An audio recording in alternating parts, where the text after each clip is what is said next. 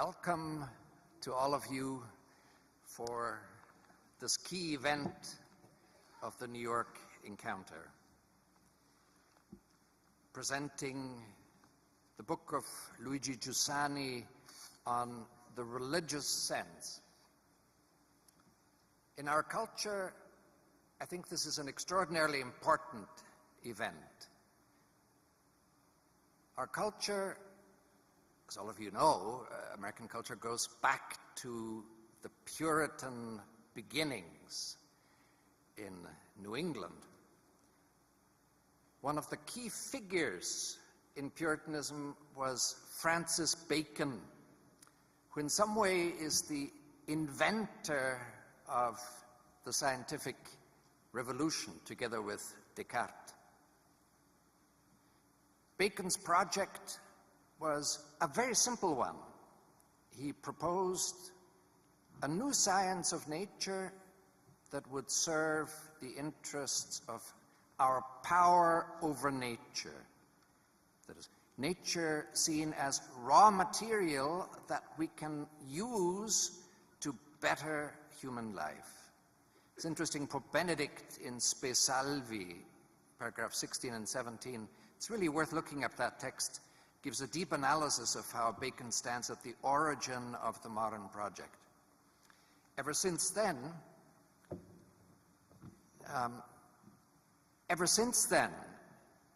our culture here in the United States, and it has spread all over the world, has been a culture of doing and production, a culture of use, which leads to a limitation of reason to the makeable and doable. And so mathematical mechanics became the great master science. It's important that against this reduction of reason, we reaffirm the full depth and breadth of reason. Pope Benedict did that in his Regensburg lecture. So the religious sense, Giussani's religious sense, is a sustained effort in that direction, has therefore, I think, a singular cultural importance. We'll begin with some music. Father Giussani says, a people sings. And beauty played a great role in his life. We'll have Valentina Oriani Patrick, accompanied by musician Jonathan Fields, sing We Were You, a song from the Fantastics. So Valentina Oriani Patrick, please.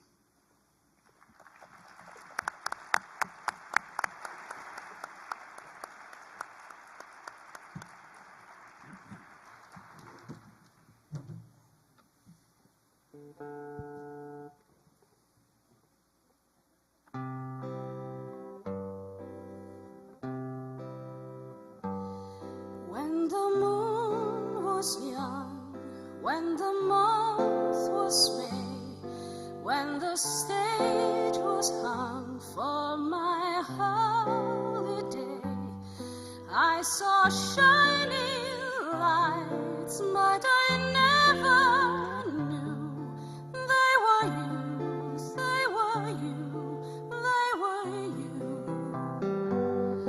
When the dance was done, when I went my way, when I tried to find rainbows far away, all the lovely lights seemed to fade from view.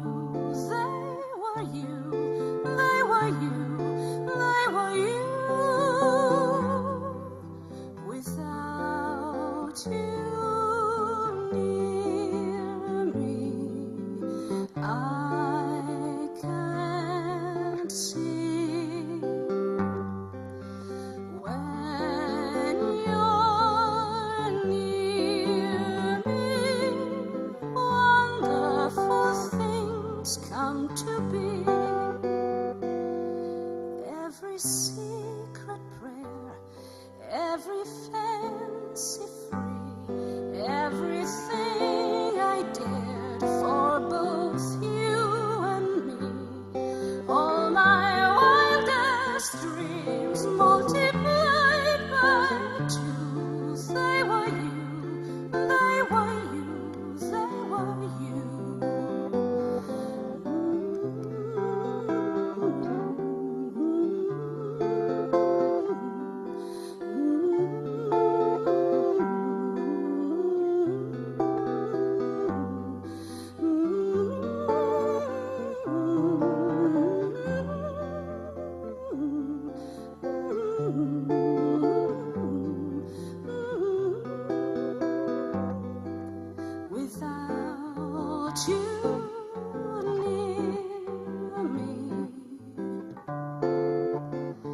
I can see. When you're near me, wonderful things come to be. Every secret prayer, every fancy free, everything I did for both you and me, all my wildest dreams multiplied by two. They were you, they were you, they were you.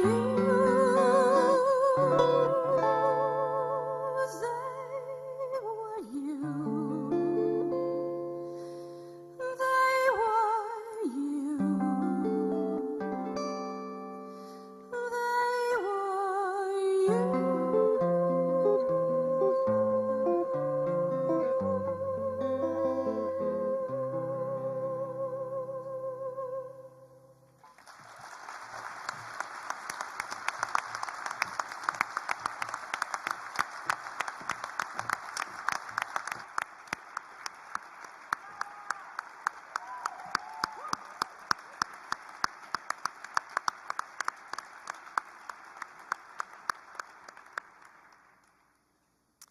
My own name is Michael Waldstein, from Austria originally.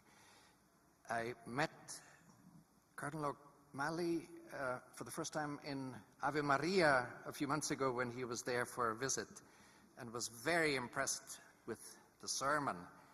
He was born, and also the way he related to all of us, was fantastic. Was born in 1944 in Lakewood, Ohio, was raised in Western Pennsylvania. He entered the Franciscan Seminary, and at 21 was professed into the Order of Friars Minor Capuchin. And at 26, he was ordained a priest. After earning a master's degree in religious education and a PhD in Spanish and Portuguese literature from the Catholic University of America, he taught at Catholic University and founded the Centro Católico Hispano, Hispanic Catholic Center in Washington, D.C., which provided educational, medical, and legal help to immigrants. And since his ordination to the episcopacy on August 2nd, 1984, he has served as Bishop of the Diocese of St. Thomas in the Virgin Islands, Fall River, Massachusetts, Palm Beach, Florida, and Pope John Paul II appointed him Archbishop of Boston in July 2003. Pope Benedict named him Cardinal in 2006. A cordial welcome to you, Cardinal O'Malley. Thank you.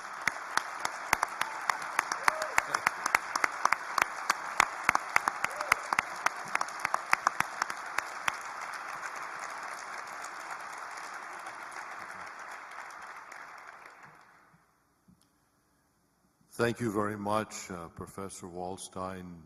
Good afternoon, everyone. It's a great joy to be here today.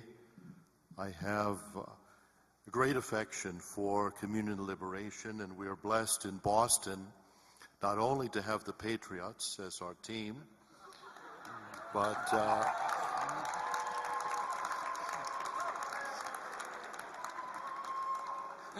but we have many enthusiastic members of CL, as well as the priestly fraternity of St. Charles Borromeo and Memoris Domini. So we are indeed very blessed.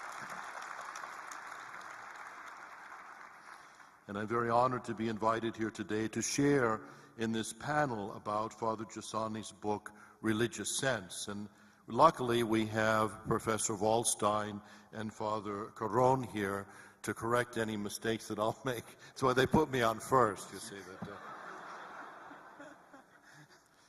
Father Lorenzo told me I should try and give some personal witness in light of Father Giussani's writings and spirituality, and relate them to the present needs of the church. And it's always helpful when someone tells me what I have to talk about. I always find that to be the most difficult part of the task.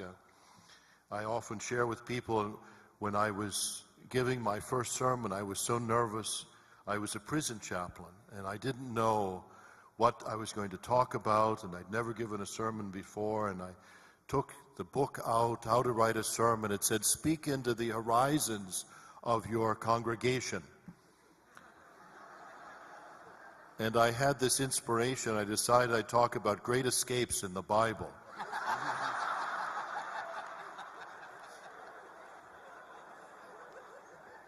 So I talked about Daniel in the lion's den, the 3 lads in the fiery furnace, St. Paul escaping over the walls, in the basket at Damascus, Peter in chains. I must say I had their rapt attention. The bad news came that night when 6 prisoners escaped. And I thought my first sermon was going to be my last. Father Giussani decided that he wanted to work with young people and speak into their horizons. He began as a seminary professor, but when he realized that the church's message was not penetrating the younger people, he decided that he wanted to be a teacher of the young. He said, from my very first day as a teacher, I've always offered these words of warning to my class. I'm not here so that you can make my ideas your own. I'm here to teach you a true method that you can use to judge the things that I will tell you. And what I have to tell you is the result of a long experience, of a past that is 2,000 years old. From the beginning, our educational efforts have always stood by this method, clearly pointing out that it was intended to show how faith can be relevant to life's needs. These words express Father Giussani's original attitude towards the students, right from the first hour of school, that of complete trust. One day he said that he had staked everything on the other's pure freedom. This trust is based on his acknowledgement of his students' critical capacity. That is, his acknowledgement of that resource with which nature endows a person, enabling the person to become aware of reality to the point of knowing its meaning. Therefore, the religious sense is born with the personal experience of faith that Father Giussani had. Not a way to approach everybody, but from within the faith. Without a deep, lively, and vibrant religious sense, Christ would not be the answer to the heart of man at the same time without faith. In Christ, without Christ, it's difficult to maintain this fervent religious sense. What is the religious sense?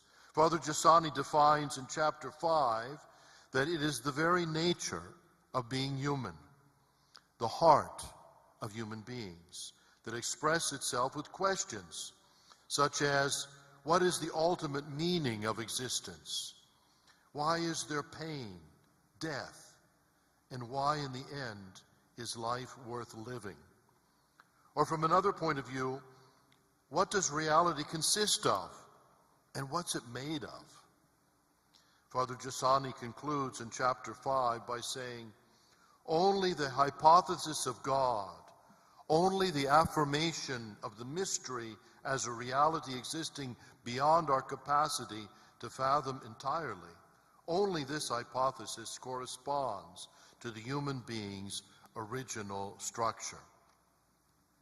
Father Giussani is telling us that Christ goes to the heart of the deepest desires of our human heart.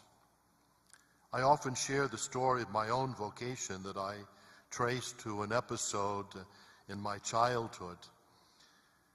My older brother was going on a retreat at the Capuchin Seminary. I was too young to make the retreat, and my dad took me along for the ride. When we arrived, we met an old German friar in a tattered habit who was working in the fields. We stopped and talked to him for a long time.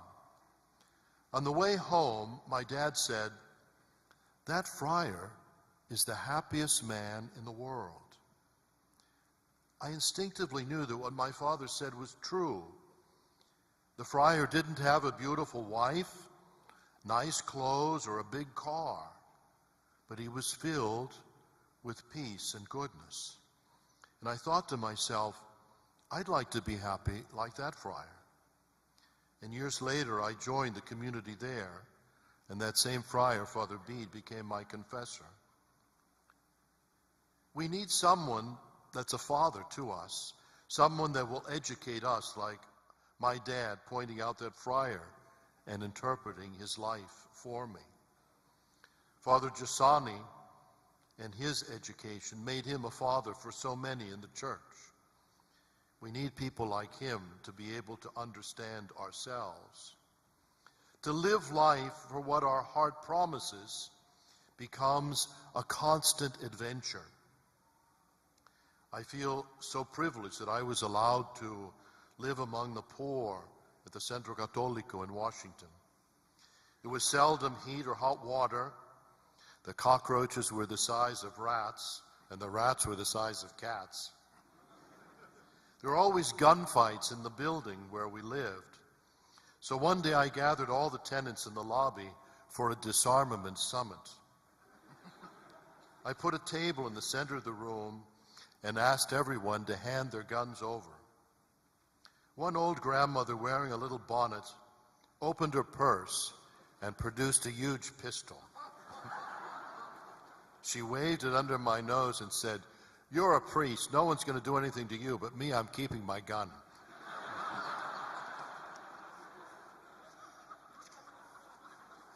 Needless to say, I didn't collect any guns that day. What I live more intensely for Christ. The religious sense intensifies everything that we do by his love. In chapter 10, Father Giussani describes how the ultimate questions arise. The way of the religious sense, he says, what is the formula for the journey to the ultimate meaning of reality? Living the real. For me, working with the poor, with my brother Capuchins, was a joy. I used to think I was the happiest man in the world. And then one day God said, "Look at Father Sean, he's too happy. Let's make him a bishop."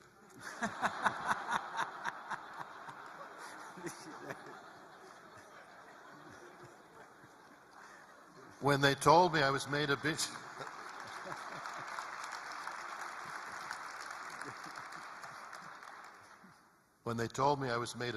I said, I should have studied much harder in the seminary. I have been a friar for 45 years, and I should be much holier after so many years of religious life, but I'm still a construction site. Father Giussani, in this same chapter, says that we realize that we do not make ourselves. I don't hold myself in being. I understand myself as I, and then come to know that I am distinct from other things. It is from this that the idea of life as gift originates. Furthermore, this attraction becomes known to me as beauty, as having some sort of harmony and order that is favorable to me. When Father Giussani died in 2005, the then Cardinal Ratzinger delivered the funeral homily. Pope Benedict's admiration and affection for Don Giussani is always evident. In 2007, the Holy Father addressed members of CL on the occasion of the 25th anniversary of the Fraternity of Communion Liberation. The Pope says, through Don Giussani, the Holy Spirit aroused in the Church a movement that would witness the beauty of being Christian in an epoch in which the opinion was spreading that Christianity was something tiresome and oppressive to live. Father Giussani then set out to reawaken in the youth the love for Christ, the way, the truth, and the life, repeating that only Christ is the road toward the realization of the deepest desires of man's heart, and that Christ saves us not despite our humanity, but through it. As the Holy Father had mentioned in the funeral homily, Don Giussani grew up in a home poor in bread, but rich in music. As he used to say right from the start, he was touched, or rather wounded, by the desire for beauty, and not any kind of beauty, but he was searching for beauty itself and the infinite beauty that he found in Christ. Kierkegaard identifies the first stages of the spiritual journey as that of the ascetical man, being attracted or seduced by beauty. Von Balthasar has written so much about the transcendental of beauty. It's a gift of the Spirit that allows us to see beyond appearances and glimpse real beauty. As Dostoevsky says in The Idiots, Prince Michkin, beauty will save the world. In Pope Benedict's wonderful homily, when he was here at St. Patrick's, he talked about the stained glass windows. He said, when you look at them from the outside, they're dark and dreary. But when you see them from inside the church, then you see the light, the color, the splendor, and the beauty. It's in the church that we discover that great beauty, the beauty that finds its source in God, who is beauty itself. The religious sense for Giussani is a product of the spiritual aspect of humanity and lies within us at the level of the utmost questions.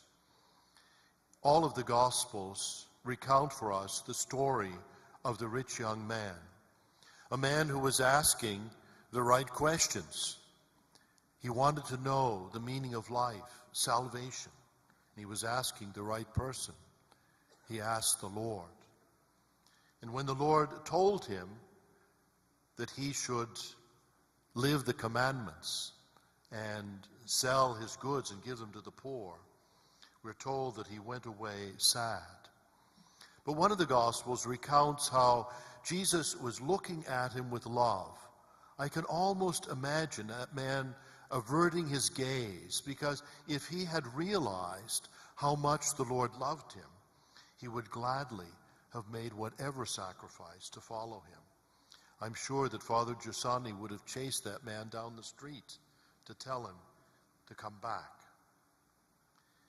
Giussani's last chapter raises the hypothesis of revelation and the conditions for its acceptability. Our God has accommodated himself to us, to our human need. For the religious sense allows us to replace the word mystery with the word Father. Father Giussani shows us that our hope is not based on cultural proposals, but on the event of Christ, on something that has already happened.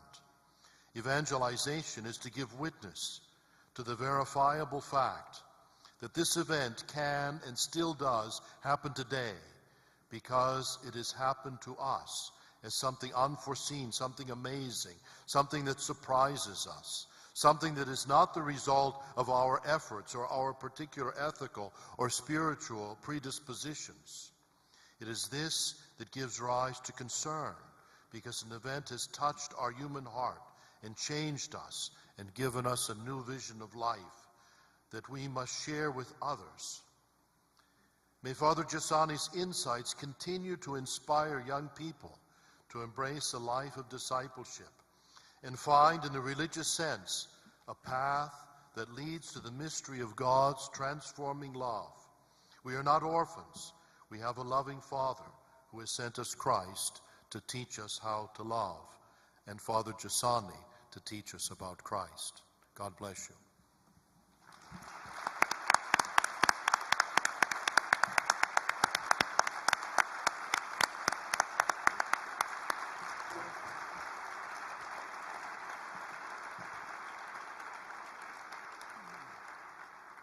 thank you very much, Cardinal Mully, for a profound reflection. When a cardinal says you're there to correct him, you have to obey him. So the 7 mistakes you made, Only 7. only 7.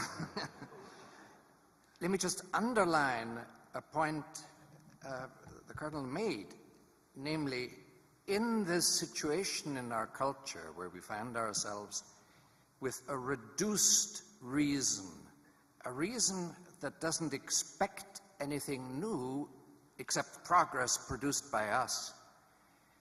In that situation, the decisive thing is an instrument God gave us, namely the heart.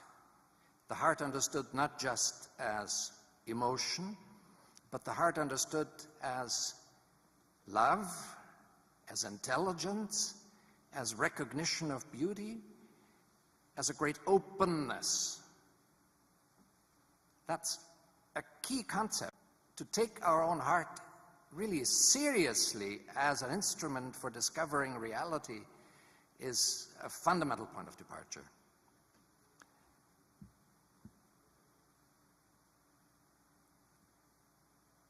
Introducing Father Carrón to you will be carrying owls to Athens.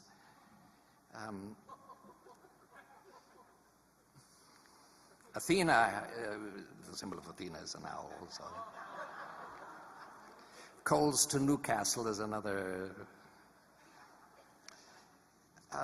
Father Carrón, who is the president of Communion Liberation, successor of Don Giussani, was born in 1950 in Navaconcejo. This is approximately. Wonderful. Spain, and was ordained priest in 75. The following year, he graduated in theology, specializing in Holy Scripture at the Universidad Pontificia Comillas, Madrid. He obtained his doctorate in theology at the Theological Faculty of Northern Spain at Burgos in 1984. He headed the seminary and was teacher of religion and in charge of pastoral care at the Colegio Arzobispal de la Inmaculada San Damaso, Madrid, of which he was director from 1987 through 1994.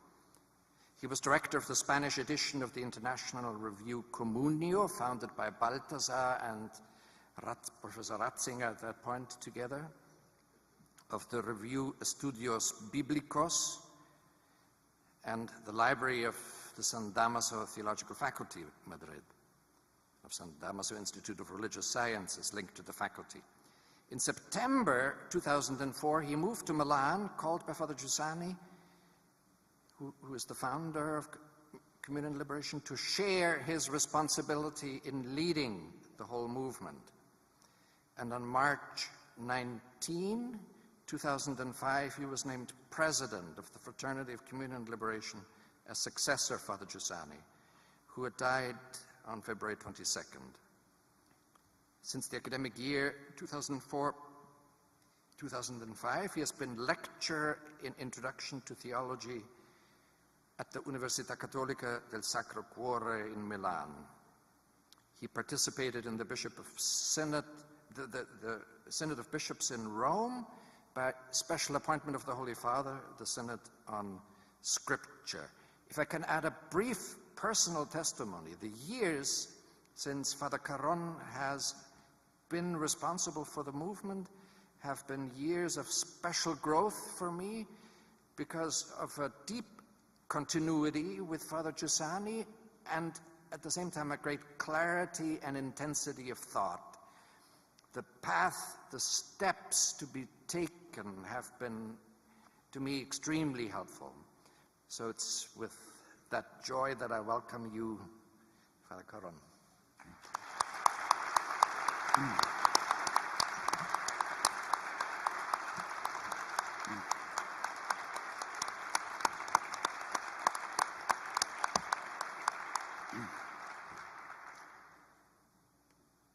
maybe the best way of introducing ourselves in the nature of the religious sense is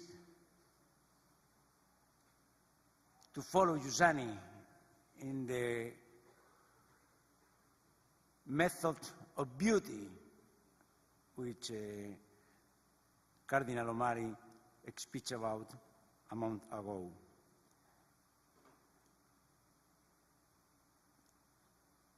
And he used poetry, the beauty of poetry, to facilitate people to understand through the beauty what he was trying to convey to his student. And one of the most quoted poet is Leopardi. When I see in heaven so many a blazing star, I have to ask myself, what are these torches for? This never-ending air and that profound, endless, clear sky. Whatever is the meaning of this great solitude, and who am I? This poem of Giacomo Leopardi wonderfully expresses the experience in which the origin of man's religious sense is revealed. The impact of the self with reality unleashes the human question. In other words, in us, there is an inborn structure that is inexorably set in motion in the relationship with reality, so that it mobilizes the whole dynamism of our person. Inasmuch as he lives, no one can avoid certain questions, regardless of their cultural background. The religious sense coincides with the nature of our I, inasmuch as it expresses certain questions, as Cardinal O'Malley remembered us before. The Giussani's book, The Religious Sense, is the description of the journey of reason, freedom, affection, to answer these questions that reality arises in each one of us. What can be the interest of a book like this for people like most of you, Christian, or Jewish, or Muslims, or atheists, who think that they are answer to these questions? What is the interest to come back to a book like The Religious Sense for us? To verify the capacity of each religion or human position to awake the eye of our each one. It's what Father Giussani tries to do with Christian faith. When years ago, the theologian Angelo Scola asked Giussani if his educational proposal was based on the religious sense, Father Giussani answered, "The heart of our proposal is rather the announcement on a fact that happened and surprised man in the same way in which 2,000 years ago the angel's announcement in Bethlehem surprised poor shepherds. It is a fact that happens above and beyond any consideration of man's religiosity or lack thereof. It is, and this is what I want to underline, it is the recognition of this event that revives and strengthens the elementary sense of dependency and the core of the original evidences that we call religious sense. The desire of happiness, the desire of truth, the desire of beauty, the desire of fulfillment. Nobody can avoid this desire in their own eye.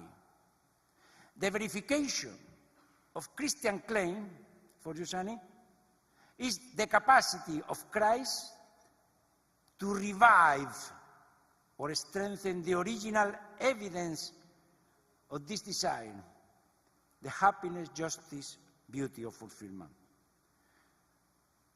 That means to reawaken our I, our person. But why is the reawakening of the religious sense is so decisive today? Why is it useful for us to do this work about the religious sense? Because we, after the Christian encounter, continue to live in the world, and we must face the challenges of life. We need to face these challenges in a particular moment in history, dominated by confusion, by a decrease of desire, by rationalism, as Waldstein reminds us before, by the reduction of reality to appearances, or the heart to feeling or sentiment. We need to live in this cultural situation in which all these things are influenced our life. If Christ does not affect us and reawaken all our humanity, the core of these evidences, the reason, the affection, the awareness of our structural disproportion, we end up judging the way everybody does. Because the criterion we have been given, the heart, this unity of reason and affection, is reduced to feeling and no longer serves as a criterion for judging everything that we experience. This means that we continue to affirm faith and being Christian, and a faith, all the truth of Christian faith. But this faith is not able to make the I protagonist of history. The I is absorbed into the common mentality. There is no relevant difference. But this raises the question. In that condition, if Christian faith is not able to reawaken the I, is it worthwhile to be a Christian? What is the reason? Is it reasonable to be Christian? What is the human utility of faith? This is the reason why many people abandon faith, not discovering any human correspondence that is worthwhile. This is the victory of the power of the common mentality that succeeds evermore in expanding its influence, finding man more and more powerless in front of its offensive.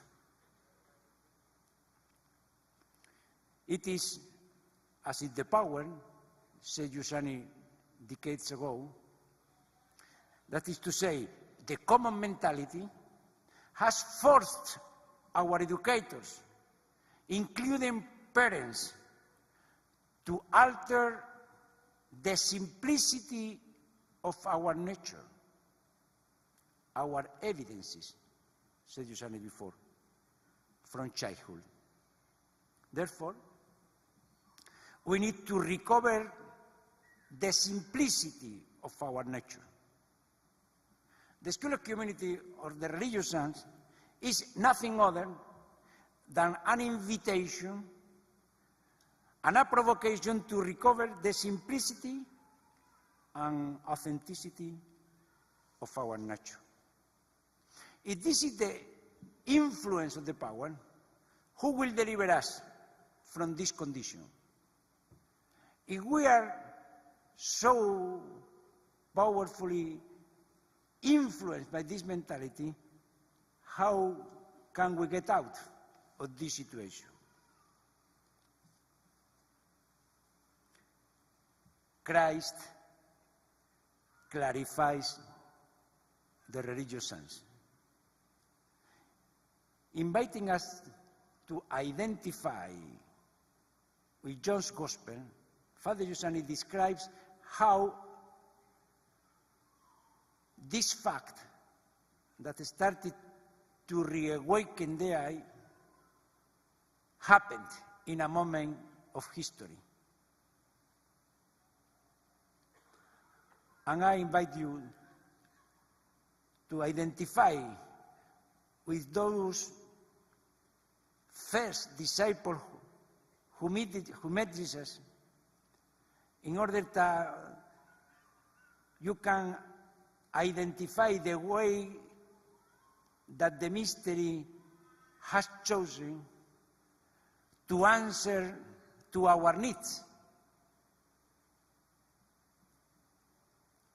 At last came John, come the Baptist, living in a way that all people were struck by him.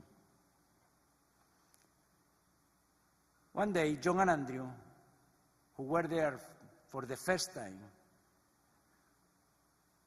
were there open-mouthed, with boundless curiosity, with a power of spirit, with a childish simplicity of heart.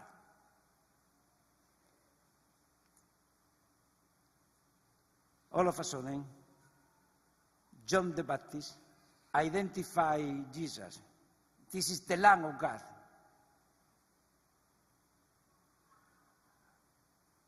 And these those with eyes wide open like children, so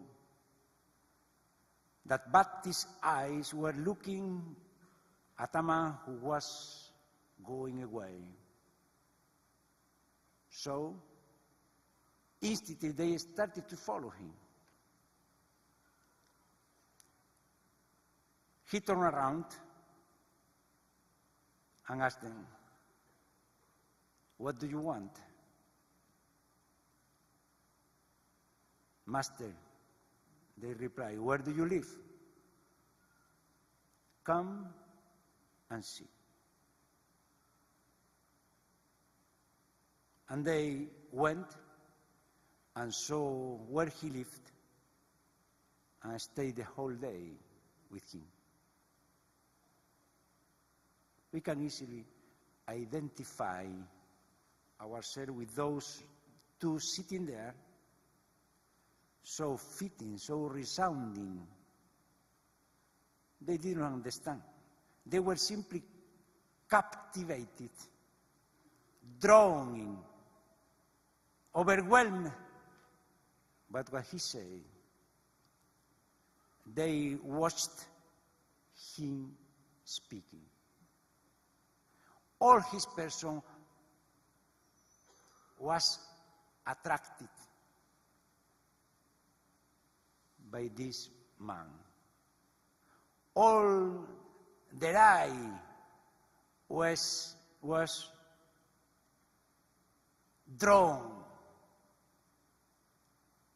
by the way he was speaking.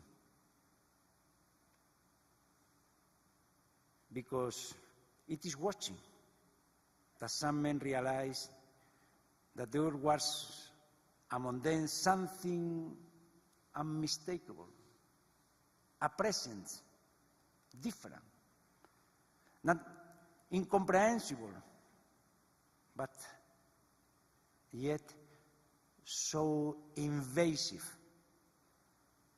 Invasive because it corresponds to what their heart was waiting for. A profound correspondence.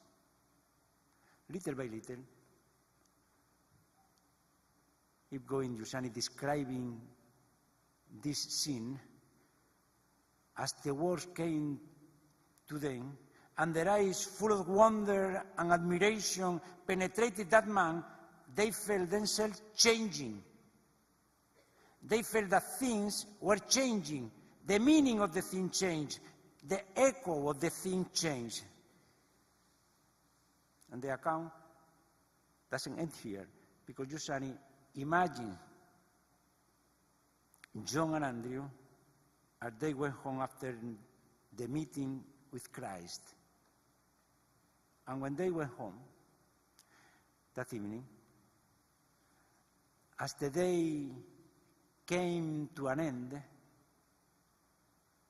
Giussani imagine probably making most of the journey in silence, because they had never spoken to each other as they did in that great silence in which another was speaking,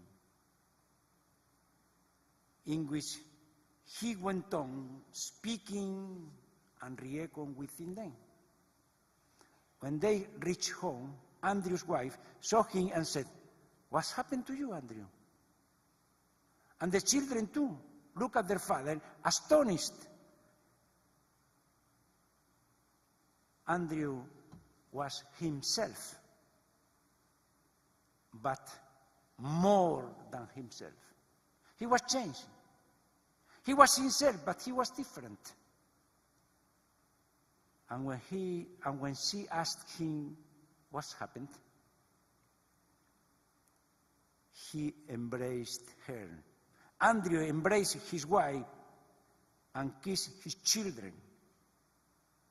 It was him, but he had never embraced her like that. It was like the dawn of a new, different humanity, a true humanity. It was as if he was saying, at last, without believing his own eyes, but it was too clear for him not to believe his own eyes.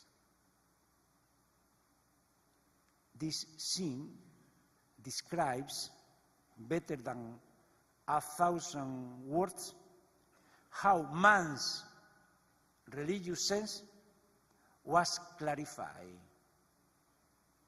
because he had found his true object. On meeting Jesus, Andrew was himself, but more himself. He was changed. He was reawakened.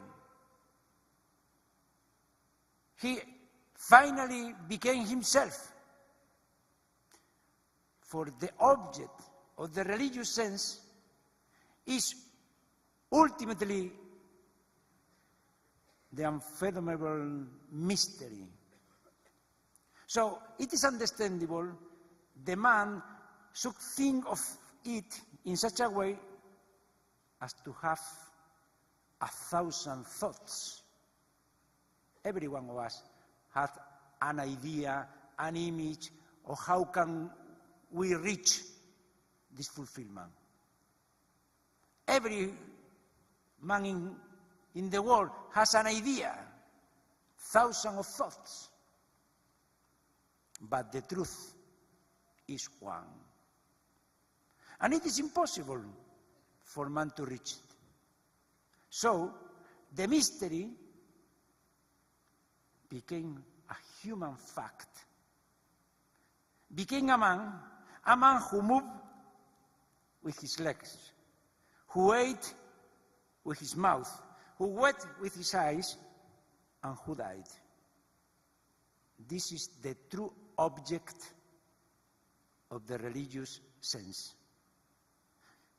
So, as I discovered this fact of Christ, said Giussani, the religious sense is also clarified to me in a magnificent way.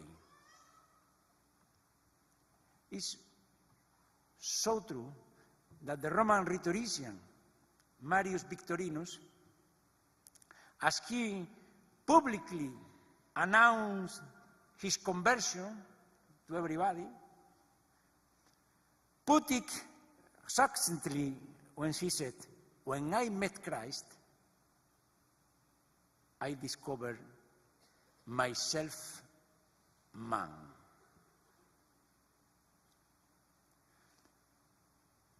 Last week I was presenting this book in Dublin. One friend of ours, John Waters, used a phrase similar to this of Marius Victorinus. In the encounter with the religious son of Giussani, he said, "I have been given back my eye."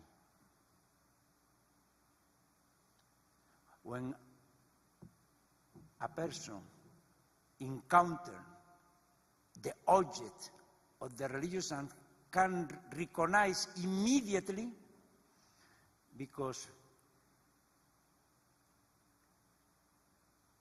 his eye is given back to him.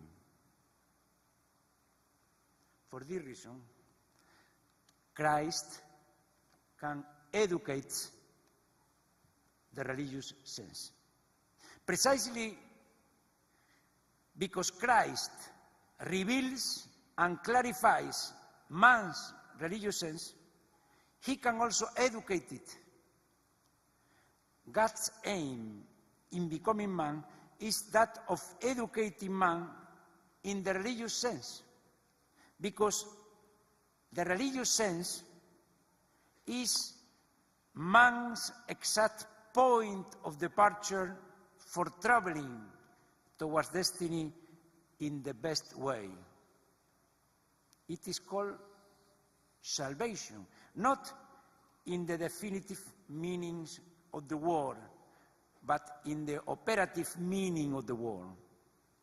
That means if someone follows Christ, he is in the best condition for tackling reality and for tackling the problem of destiny. We can, in the best condition, to deal with the reality, to face everything we need to face. The question is, how can we be educated today? It is so important to this religious sense. Only by participating in the life of that reality where Christ remains contemporary, the church.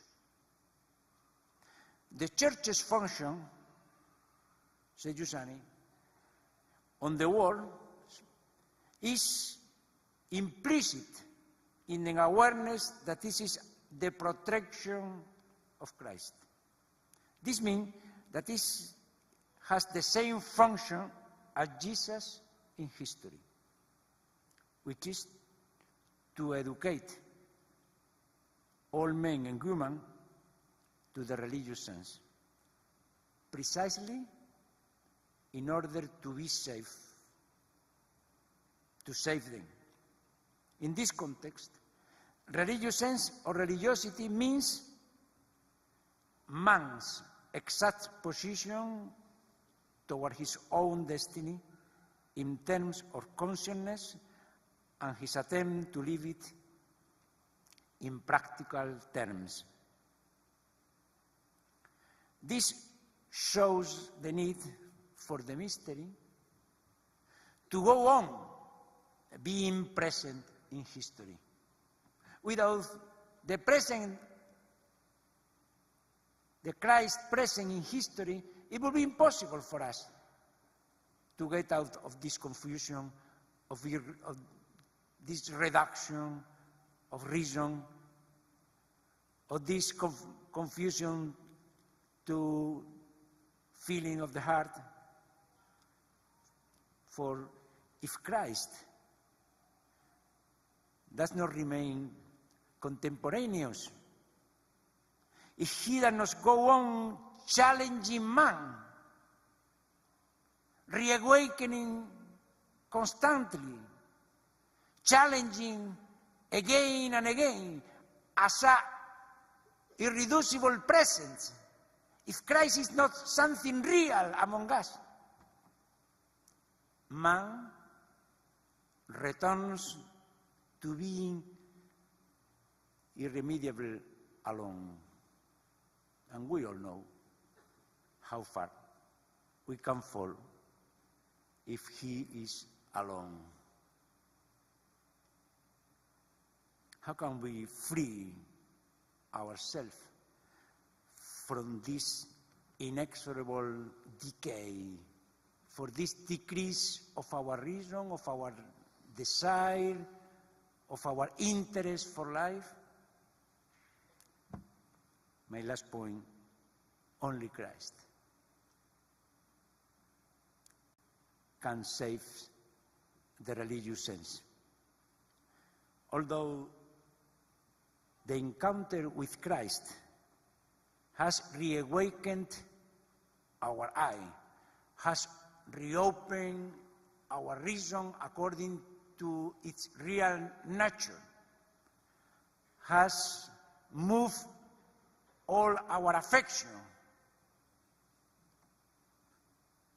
Although that, no one of us manages to persevere in the right attitude towards reality.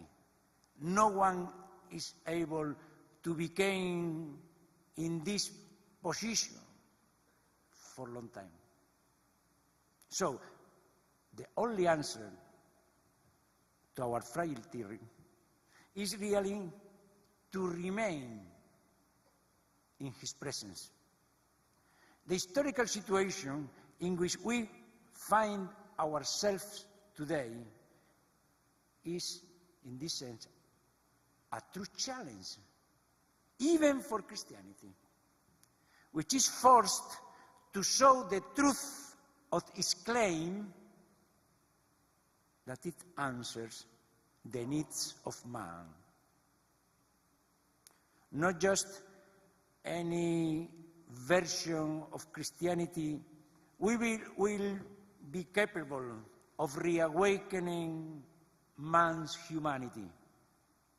Neither a Christianity reduced to ideas, notional, in Newman's terms, nor a Christianity reduced to ethics will be able to bring man out of his inertia, out of the more and more clamorous flattening on of his desire, of his original drive, of his taste for living.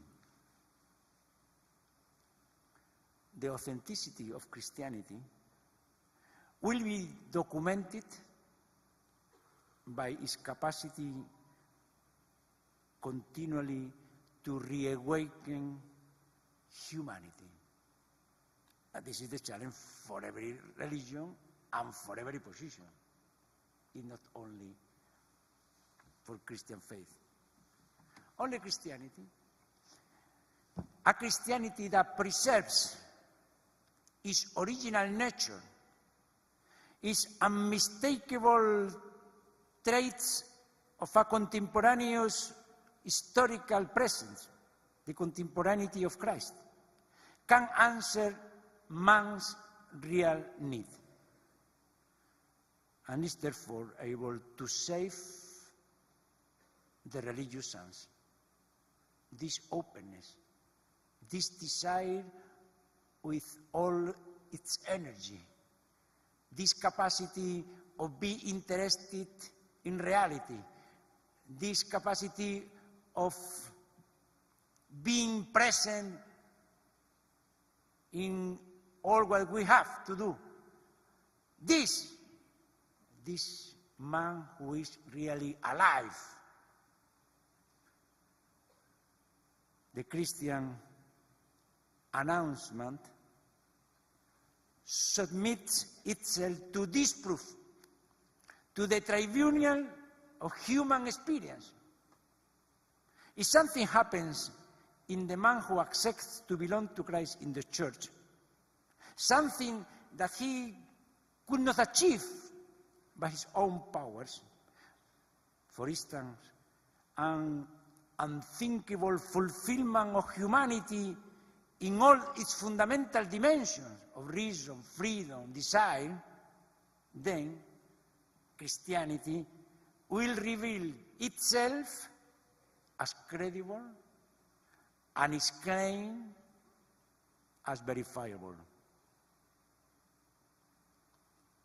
For every tree is known by its own fruit. This is the epistemological criterion that Jesus himself offers us. The change generated by the relationship with Christ present is such that St. Paul cannot but exclaim, whoever is in Christ is a new creation. The old things have passed away. Behold, new things have come. This new creation is the man in whom the religious sense is realized in his otherwise impossible fullness, reason, freedom, affection, and desire. Christ is so beautiful that he draws me totally. Jacopone de Todi exclaimed. This beauty, as a splendor of the truth, is the only thing able to reawaken man's desire and to move his affection so powerfully as to make that openness of his reason to the reality before him continually possible. Because the condition for reason to be reason is that the affection overwhelms it and so moves the whole man. The attractiveness of Christ facilitates the openness of reason that would be impossible without him, allowing him to reach an intelligence of reality previously unknown. In that moment, all things, all circumstances, even the most banal, became full, sign, full of meaning. All the instants of life are full of possibility of meaning. Nothing is banal. Man, awakened in this way and sustained by the presence of Christ, can live finally as a religious man, can endure the vicissitudes of life, and can enter, according to Giussani's insightful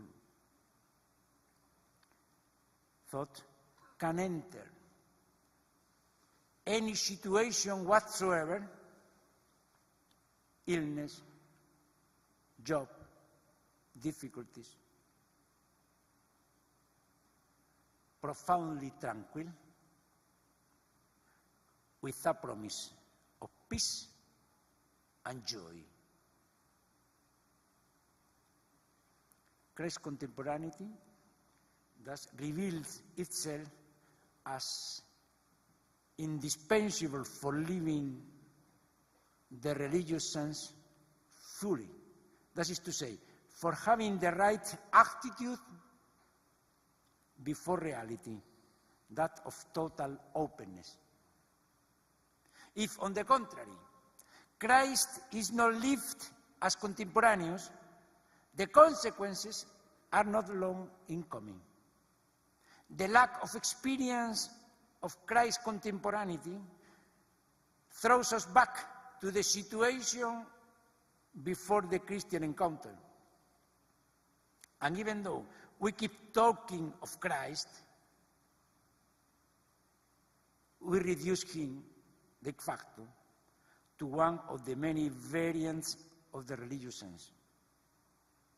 To the modern man, Christian faith would generically be nothing more than an aspect of the religiosity, a kind of feeling with which to live the restless search for his origin and for his destiny, a kind of feeling with which to live,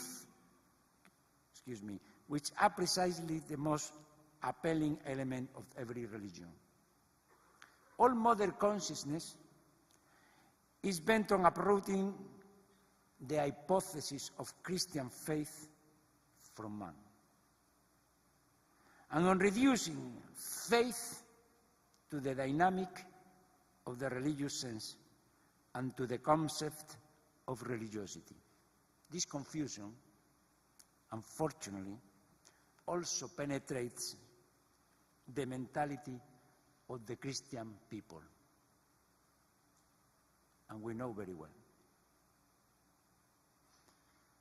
But what interests us now is to focus on the consequences of rejection of the mode chosen by God to respond to man's need for total meaning proper to the religious sense,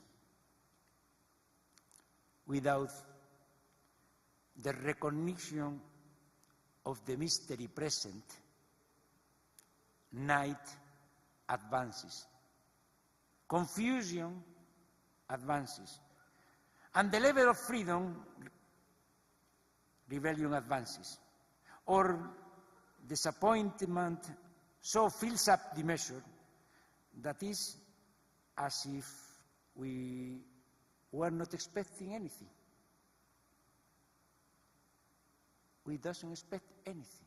This is the consequence of not being in front of a present. Our desire decreases continually. We were not expecting anything, apart from the furtive satisfaction or the furtive answer to a brief request. All the desire of happiness reduced to this poor answer. Without the recognition of Christ's contemporaneity, what becomes lacking is true humanity, the drive of the religious sense. Each of us, then, has the criterion for verifying his journey of faith, his education in the religious sense, that is, the exaltation of his original humanity. Thank you.